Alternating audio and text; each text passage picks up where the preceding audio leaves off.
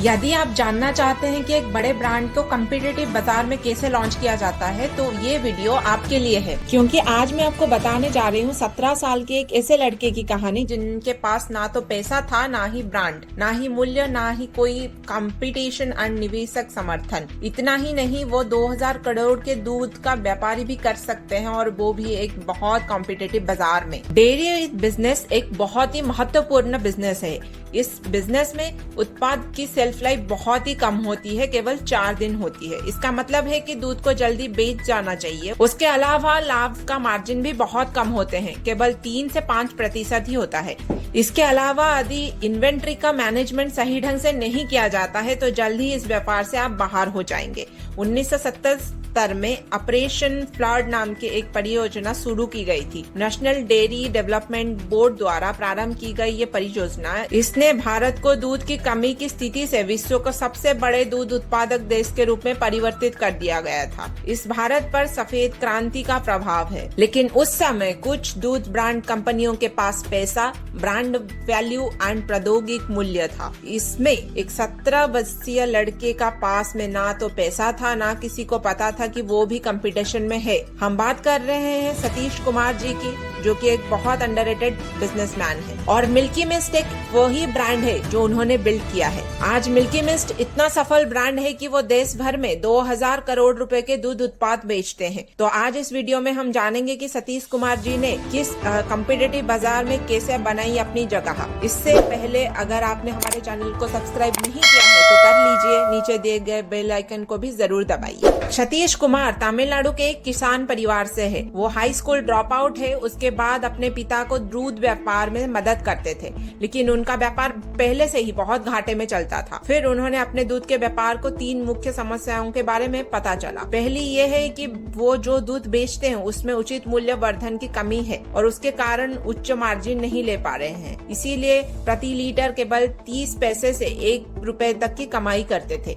बेचे गए दूध में केवल 3 से 5% मार्जिन होता था और कभी कभी उसे नुकसान भी बहुत बेचना पड़ता था। दूसरी बात यह थी कि दूध की सेल्फ लाइफ केवल 3 से 4 दिन की ही होती थी, इसीलिए उन्हें दूध निकाल के 10 घंटे के भीतर ही दूध बेचना पड़ता था। तीसरी बात यह थी कि इसी कारण से उनके लिए लॉजिस्टिक बहुत मुश्किल हो गए थे, इसीलिए वो अपने व्यापार का विस्तार भी नहीं कर पाए। इसीलिए सतीश कुमार जी ने इन्हें पहचाना और कैसे उनका व्यापार 2000 करोड़ तक दूध रसायन कंपनी में बदल दिया गया। क्योंकि दूध एक ऐसा उत्पाद है जिसे हर कोई बेचता है। इसे केवल 3 से 5% लाभ मार्जिन के साथ उत्पादित किया जाता है, लेकिन मिल्की मिस्ट वालों ने दूध को इकट्ठा किया और उसे पनीर दही में भी बदल दिया। इसलिए दूध में मूल्य वर्धन करने के लिए उन्होंने मार्जिन भी बढ़ा दिया। इससे उनके व्यापार को लाभदायक बनाने में भी मदद मिली। जैसे दूध से पनीर बनता है तो मार्जिन बढ़ जाता है और पनीर की सेल्फ लाइफ भी बढ़ जाती है। तो आप किसी भी चार्ट में दूध से लेकर आइसक्रीम तक सेल्फ लाइफ देख सकते हैं। जब 7 दिन से लेकर 30 दिन तक, 1 महीने और 3 महीने और 1 साल तक में भी भिन्न होती है।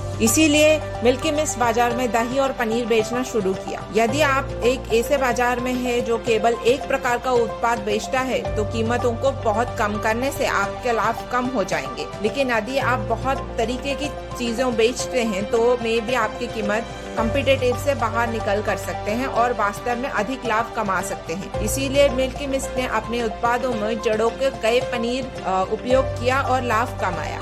लेकिन ज्यादातर उच्च वर्गों के लोग ही पनीर खाते हैं। लेकिन 1991 में सरकार द्वारा दिए गए बजट के कारण कई लोगों ने नौकरियां मिली और फिर भारत में एक मध्यम वर्ग लोगों को नौकरियां मिलने के साथ उनके पोषण युक्त भोजन में और स्वास्थ्य को प्रतियोगिता जागरूकता भी बढ़ी। इसीलिए लोग जानने लगे कि पनीर एक अच्छी चीज है जो जिसमें की प्रोटीन बहुत अच्छी मात्रा में होती है। इसीलिए पनीर कुछ ही दिनों में बहुत अच्छी तरह से बिक गया। तो इससे हमें पता चलता है कि सतीश बहुत अच्छी तरह से मार्केटिंग कर रहे हैं। कम कंपटीशन में अधिक मार्जिन वाले उत्पादों को कैसे बाजार में ला जाए। और आपको लगता है कि उनका व्यापार अच्छा चल रहा है, लेकिन नहीं, उन्हें पनीर और दही का उत्पादन और बिक्री करने के अलावा अन्य समस्याएं भी आई थी। आपको क्या लगता है? किसानों को दूध बेचने के समझौते से बांधे रखना और दूध की गुणवत्ता सुनिश्चित करना, हालांकि वो किसी भी समस्याओं का समाधान कर सकते हैं। उन्होंने किसानों के जीवन में बहुत जरूरी चीजों को प्रदान करने की बहुत कड़ी मेहनत की है। कैसे बैंक के साथ मिलकर किसानों को ऋण दिया किया जाए। 24 घंटे पशु कल्याण हेल्पलाइन, मशवरी चास और शून्य लाभ पर लाना, साथ ही किसानों के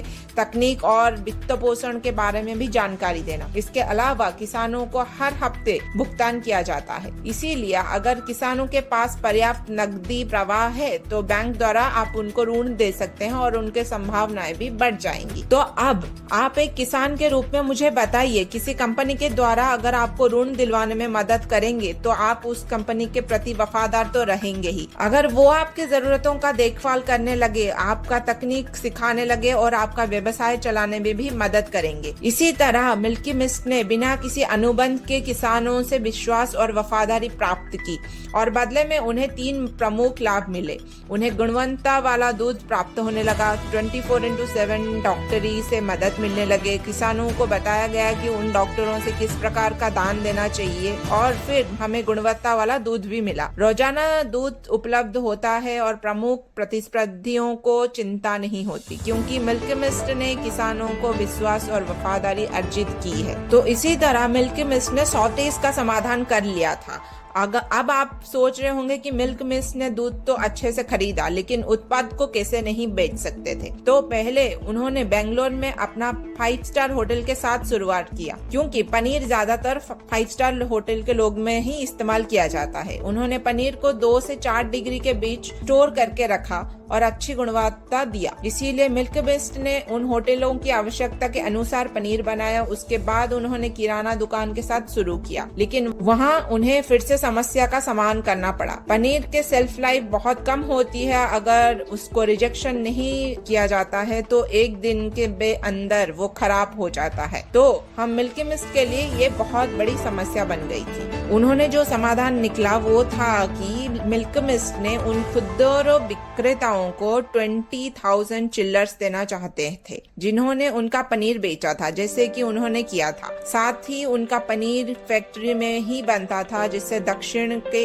शहरों में पहुंचाया जाता था। इसीलिए उन्होंने अपने ट्रक को भी चिलिंग तकनीक से स्थापित किया, ताकि ट्रक में खुदरा विक्रेता अपने पहुंचने से पहले पनीर को चिल रख सकते हैं। उन्होंने इन ट्रक ड्राइवर को महसूस किया कि यात्रा के बीच में ब्रेक लेने पर रेफ्रिजरेशन का भी खराब हो सकता है और रेफ्रिजरेशन बंद होने के कारण पनीर खराब हो सकते हैं। साथ ही कुछ नहीं कर सकते हैं, क्योंकि वो टिप्स भारतीयों में पक्ष में थे। लेकिन उन ट्रक ड्राइवरों ने महसूस किया कि यात्रा के बीच में अगर वहाँ किसी भी जगह पर ब्रेक लेते हैं तो रेफ्रिजरेशन के रोकने पर पनीर खराब होने का खतरा होता है, पर वो कुछ भी नहीं कर सकते थे, क्योंकि वो ट्रक्स भी थर्ड पार्टी के ही थे। इसीलिए मिल्की मिस्ट ने एक ट्रक खरीदना चाहते थे। फिर उन्होंने सोचा कि यह यात्रा के समय और पनीर के सेल्फ लाइफ को नियंत्रित कैसे कर सकते हैं। इसीलिए मिल्की मिस्ट के पास अभी 250 से ज्यादा अधिक ट्रक्स है और ट्रैक्टर भी है। वो उनके डेटा और स्थान के जानने के लिए GPS नियंत्रण का उपयोग करते हैं। तो इस तरह सतीश कुमार ने अपनी उत्पाद मार्जिन बढ़ाकर लॉजिस्टिक्स स्थापित करने के लिए व्यापार को 2000 करोड़